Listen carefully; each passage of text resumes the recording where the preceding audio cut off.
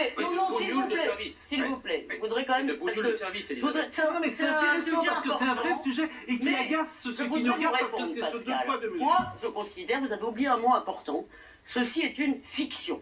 Une fiction destinée à répondre aux indigénistes et aux courants décoloniales qui passent leur temps à expliquer que l'esclavage, en gros, est une invention des Blancs par racisme. Et cette fiction montre qu'effectivement, ce qu'on sait quand on veut bien le savoir, que l'esclavage a été pratiqué par tout le monde, et notamment par les Africains sur d'autres Africains. Et les Arabes sur les mêmes Africains. Le fond, c'est ce que dit Elisabeth. C'est-à-dire que, et là encore, si tu dis à tous les Noirs de France, et même à tous les Noirs d'Occident, que c'est les Blancs qui ont été à l'origine de l'esclavage, tu nourris une forme d'histoire auprès de cette population qui n'est pas la même que si tu dis attention, avant que les Blancs aient colonisé ou aient esclavagisé les Noirs en Afrique ont esclavagisé les Noirs. Et les Blancs pouvaient pas. Les Voilà. Blancs pouvaient Non, mais pas c'est rentrer. et l'histoire c'est important. Il me semble que c'est ça effectivement dans le papier. C'est deux choses différentes ce que vous Gérard dites. Leclerc et après C'est Philippe deux Bilger. choses différentes ce que vous dites. Bah, après, c'est-à-dire qu'on peut si c'est vrai, il faut le dire. Moi, c'est la que le vérité qui racisme n'a m'intéresse. pas été inventé par les Blancs, etc. Ah oui. Tout ça est vrai. Ici, nous sommes forcés d'entendre qu'une parole empruntant un sens unilatéral, s'appuyant sur les pires préjugés négrophobes et ne souffrant d'aucun contradicteur, est généreusement donnée sur une chaîne de grande écoute et imposée comme vérité absolue en dehors de toute recontextualisation historique, ce qui plonge un peu plus le noir dans le rôle de l'éternel sauvage, tandis que le blanc, qui parle à sa place, s'offre celui du grand civilisateur.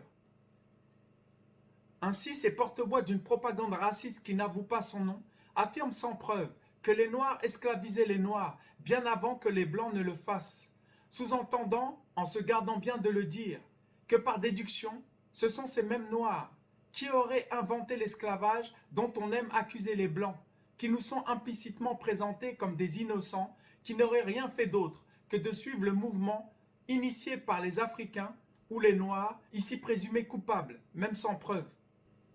Nous sommes en plein dans la période de la rentrée scolaire et nous nous adressons plus particulièrement aux jeunes dont l'opinion est volontairement prise en otage par ces propos mensongers présentés comme vérité sur une chaîne de télévision grand public. Voilà pourquoi nous disons qu'au mieux, nous sommes en face de négrophobes qui s'ignorent, au pire, en présence de négrophobes assumés cherchant à contaminer l'esprit de ceux qui ne le seraient pas encore.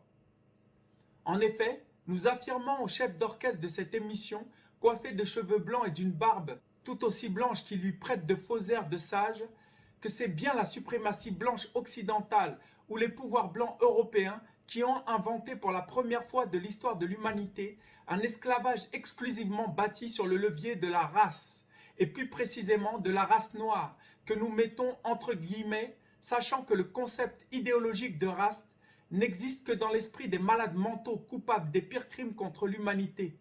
Voilà pourquoi, pour éviter toute mystification, s'agissant du crime contre l'humanité négro-africaine que fut l'esclavage racial accompli par l'Occident, il serait plus clair de parler d'esclavage négrier.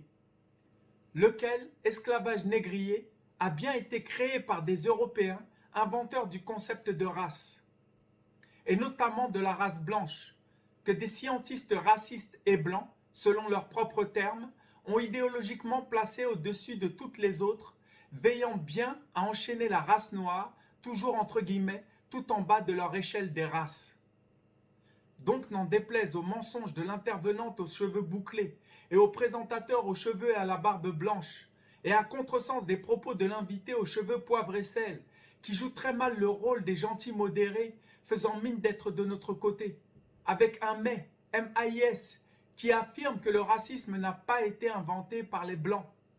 Sauf que l'histoire objective raconte au contraire que ce sont ces Blancs, entre guillemets, qu'ils innocentent sans preuve, qui ont inventé le concept de race pour justifier leurs crimes contre l'humanité à répétition et autres entreprises coloniales toujours en cours, bien qu'autrement.